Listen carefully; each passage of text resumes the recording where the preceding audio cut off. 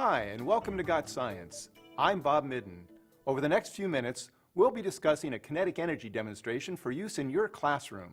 Our goal is to provide your students with a greater understanding of how the mass and speed of an object determine its kinetic energy. The completed setup is straightforward and will produce consistent, measurable results. Prior to the demonstration, we recommend an in-class review of kinetic and potential energy and the formula for KE. It might also be useful to discuss friction and the concepts of momentum and energy transfer. While Hot Wheels products are not specifically designed for this purpose, we found that KE loss due to friction falls within acceptable limits. We've also designed a pendulum that uses magnets with like poles to greatly reduce energy loss in the collision.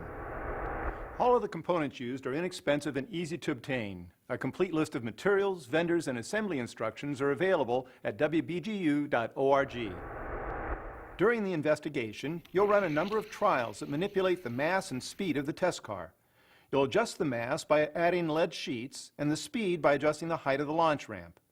The potential energy, or PE, of the pendulum at the apex of its swing will equal the KE of the car at the moment of collision. The pendulum PE is determined from its apex height. We recommend at least 3 trials with each set of parameters, and results should be recorded.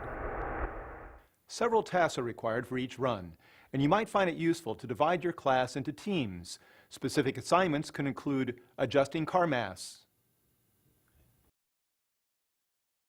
ramp height adjustment and car launch, determining the car's speed, and recording the parameters of each run, including the millijoules at the pendulum apex.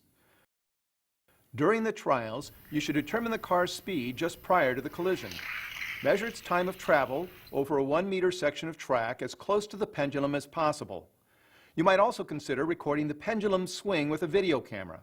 You can then step through the recording to confirm the precise millijoules reading at the pendulum apex.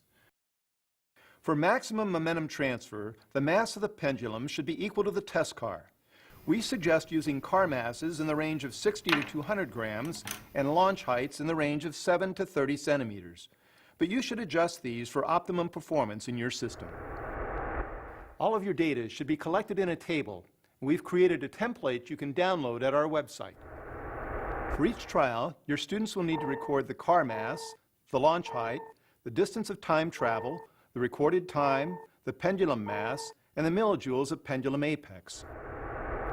You should neglect any trial where the car lost speed due to a bad launch or because it was bouncing against the sides of the track. You're now ready to discuss the results with your class.